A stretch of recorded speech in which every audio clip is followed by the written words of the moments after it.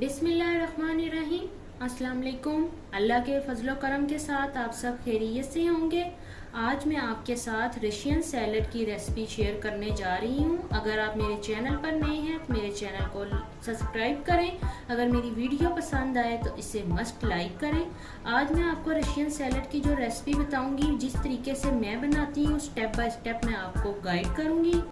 Russian salad बनाने के लिए हमें जो चीज़ें चाहिए, इसमें मैंने ऐसे आलू लिए 3 अदद मीडियम साइज़ के। इसको मैंने ऐसे क्यूब्स कटिंग में कट कर लिया। आपने इनको ज़्यादा स्मॉल कटिंग में नहीं करना। इसी तरह ये मैंने गाजरें ली हैं 2 बड़े साइज़ की, इसको भी मैंने ऐसे कट कर ली है। मैक्रोनी ली है मैंने स्मॉल साइज़ की, ठीक है। इसमें स्मॉल साइज़ की मैक्रोनी डलेगी, वो मैंने ली है हाफ कप। ये मटर ली है मैंने, ये भी हैं हाफ कप। इसके साथ हमें चाहिए वो कॉकटेल है। कॉकटेल जो है मैं डेल मोंटे का यूज़ करती हूँ, क्योंकि इसके जो फ्रूट्स होते हैं वो फ्रेश होते हैं। कुछ कंपनीज का मैंने यूज़ किए थे, उनके फ्रूट्स इतने फ्रेश प्रिजर्व नहीं हुए होते। मैं इसकी बाउल में डाल के मिक्सिंग करूँगी और इसमें से मैं हाफ कॉकटेल को यूज़ करूँगी।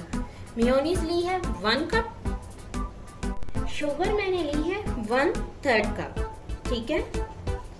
इसके साथ मैंने ये सेब ले लिए, जितनी मेरी रिक्वायरमेंट होगी उस हिसाब से मैं इनको यूज़ करूँगी। और सेब की जो कटिंग है वो जब मैं सैलड की मिक्सिंग के प्रोसेस पे आऊँगी तब कट करूँगी, ताकि ये जो सेब है ये ब्लैक ना हो। इसी तरह मैंने जो क्रीम ली है वो मैं ऑल पर की यूज़ कर रही हूँ। ये मैंने 2 पैक्स ले लिए हैं, जितनी मेरी रिक्वायरमेंट है मैं उसके अकॉर्डिंग यूज़ करूँगी और आपको मैं गाइड भी करूँगी मैंने कितनी क्रीम यूज़ की है। ये मैंने जो अनार है ये बेदाना ली है, ठीक है। इसके अंदर हड्डी मौजूद नहीं थी, इसलिए मैंने इनको यूज किया ताकि इजीली सारे इसको खा सकें। और ये मैंने 10 से 12 अदद खजूरें ली थी, इसकी मैंने इस तरह लंबाई में कटिंग कर ली है। ये मैंने बिल्कुल स्मॉल साइज की किशमिश ली है, इसको मैंने पानी में डिप कर दिया था और उसके बाद मैंने इसको अच्छे से वॉश कर लिया है। यहाँ पर मैंने इसके साथ बादाम लिए हैं, जिसकी मैंने ऐसे कटिंग कर ली है, ठीक है। इसको आपको वॉश करने की जरूरत नहीं है, हमने इसको क्रस्ट ही ऐसे रखना है, ठीक है, क्रिस्पी ही रहे ताकि हमारे बादाम सैलेड में। ये मैंने चॉकलेट चिप ली है, कुछ ये मैं सैलेड में मिक्स कर दूंगी और कुछ की मैं गार्निशिंग करूंगी। इसी तरह यहाँ पे मैंने व्हाइट पेपर ली है 2 पिंच, ठीक है, और सॉल्ट लिया है 2 पिंच। जो मेरी वेजिटेबल्स और मैक्रोनी है इसकी मैं बॉइलिंग स्टार्ट करती हूँ और आपको इसका भी सारा प्रोसीजर बताती हूँ। वेजिटेबल की बॉइलिंग में सबसे पहले इसमें मैंने आलू शामिल कर दिए हैं। अब मैं इसके साथ ही मटर शामिल करती हूँ और फिर आपको बताऊंगी कि हमने कितना इनको डन करना। आलू के साथ मैंने मटर भी शामिल कर दिए हैं। जब ये हाफ डन हो जाएंगे फिर मैं इसमें गाजरें शामिल करूंगी। मैक्रोनी बॉइल के लिए मैं इसमें शिफ्ट कर रही हूँ पॉट में, ठीक है। जब आप ये मैक्रोनी सारी पॉट में शिफ्ट कर लें, इस स्टेज पे आपने इसमें 1 स्पून ऑयल का शामिल कर देना, ताकि जो हमारी मैक्रोनी है वो जुड़े नहीं, सेपरेट सेपरेट ही रहे, ठीक है। आलू और मटर हाफ डन हो चुके। इस पॉइंट पे मैं इसमें ये गाजरें भी ऐड कर दूंगी। मैंने गाजरें भी इसमें ऐड कर दी हैं। अब इस स्टेज पे मैं आपके साथ एक रशियन सैलड का सीक्रेट इंग्रेडिएंट शेयर करूंगी। जो सीक्रेट इंग्रेडिएंट मैंने शेयर करना था वो सॉसेजेस है, ठीक है। ये मैं K&N की यूज कर रही हूँ, ब्रेकफास्ट सॉसेजेस विद हर्ब्स, ठीक है। इन सॉसेजेस को सैलेड में ऐड करने से बिल्कुल रेस्टोरेंट स्टाइल टेस्ट आ जाता है, ठीक है। ये इस तरह लंबाई में है। इनकी मैं कटिंग करती हूँ और आपको दिखाती हूँ किस तरह से आपने इनकी कटिंग करनी है, ठीक है। इस तरह से हम इनकी कटिंग करेंगे और मैं इसको फ्राई करके फिर अपनी सैलेड में ऐड करूंगी। जो ये मैक्रोनी है ये अच्छे से बॉईल हो चुकी है, ठीक है, आप देख सकते हैं। अब मैं इसे स्टेन आउट करूंगी, ठीक है। मैंने सारी सॉसेजेस की इस तरह कटिंग कर ली है। वेजिटेबल अच्छे से बॉईल हो गई है। अब मैं इनको भी स्टेन आउट करूंगी। सॉसेजेस की फ्राइंग के लिए आपने जस्ट पैन को ग्रीस करना है ऑयल के साथ, ज्यादा ऑयल में इनको फ्राई नहीं करना और लाइट ब्राउन कलर रखना है। सॉसेजेस को बहुत प्यारा सा लाइट ब्राउन कलर आ गया है, ठीक है।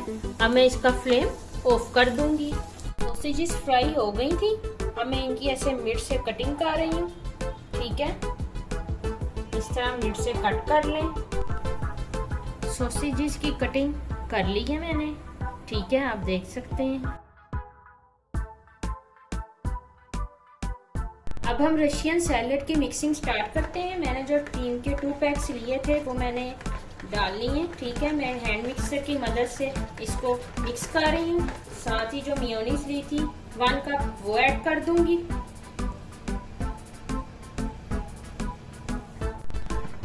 क्रीम और मेयोनीज की मैंने अच्छी तरह मिक्सिंग कर ली है, ठीक है। इस पॉइंट में जो मैंने ये शुगर ली थी 1/3 कप, मैं ये शामिल करती हूँ और इसकी भी अच्छी तरह मिक्सिंग करती हूँ। चीनी, मेयोनीज और क्रीम की मैंने अच्छी तरह मिक्सिंग कर ली है। ये कुछ इस तरह का टेक्सचर है। इस पॉइंट पे मैं जो ये कॉकटेल का सीरम है ये भी इंक्लूड करूंगी, ठीक है। इससे क्या होगा कि ये जो हमारा मटेरियल है ये सॉफ्ट हो जाएगा। सीरम ऐड करने के बाद मैंने जो सॉल्ट और वाइट पेपर लिया है ये डाल के इसकी अच्छी तरह मिक्सिंग करती हूँ। अब मैंने जो सॉल्ट और वाइट पेपर की मिक्सिंग कर ली थी, अब मैं ये कॉकटेल ऐड कर रही हूँ। इसी के साथ मैं इसमें ये जो अनार है ये ऐड कर रही हूँ। इसी के साथ मैं ये सॉसेजेस भी ऐड कर रही हूँ। इसी के साथ मैंने ये जो किशमिश ली है ये ऐड कर रही हूँ। इसी के साथ ये जो बादाम है ये ऐड कर रही हूँ। ये जो मैंने वेजिटेबल बॉईल करके रखी थी ये ऐड कर रही हूँ। वेजिटेबल जो बॉईल की थी ये भी मैंने इसमें ऐड कर दी है। आपने वेजिटेबल जो स्पेशली इसमें आलू हैं, आपने इनको ज़्यादा छोटे क्यूब्स में कट नहीं करना। इससे क्या है कि जब हम अपनी सैलेड की मिक्सिंग करते हैं तो वो टूट जाते हैं, तो आपने इनका थोड़ा साइज बड़ा ही रखना है। अब मैं इन चीज़ों की मिक्सिंग करती हूँ और फिर आपको दिखाती हूँ। मैंने इन चीज़ों की अच्छी तरह मिक्सिंग कर ली है। अब इस पॉइंट पे जो मैं मैक्रोनी है ये ऐड करूँगी, ठीक है, और इसकी भी मैं अच्छी तरह मिक्सिंग करूँगी। आप देख सकते हैं कि जो मैक्रोनीज है इसमें ऑयल डालने की वजह से ये सेपरेट हैं, खिली खिली हैं। अगर आप इनको जब स्टेन कर रहे हैं इनके ऊपर से ठंडा पानी भी गुजार देंगे तो हमारी जो मैक्रोनी है वो अलग अलग ही रहेगी। अब मैं मैक्रोनी के साथ सैलेड की मिक्सिंग करती हूँ, ठीक है।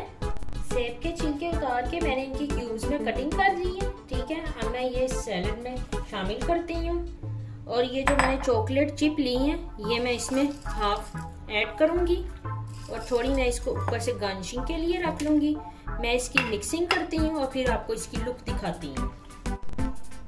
मज़ेदार सी रशियन सैलेड को मैंने डिश आउट कर ली है, ठीक है, आप देख सकते हैं। अगर आपको मेरी ये रेसिपी पसंद आए तो मुझे कमेंट्स बॉक्स में ज़रूर बताइएगा और इसे आप भी ज़रूर ट्राई करें, अपनी फैमिली के साथ एंजॉय करें। ओके जी, अल्लाह हाफिज़।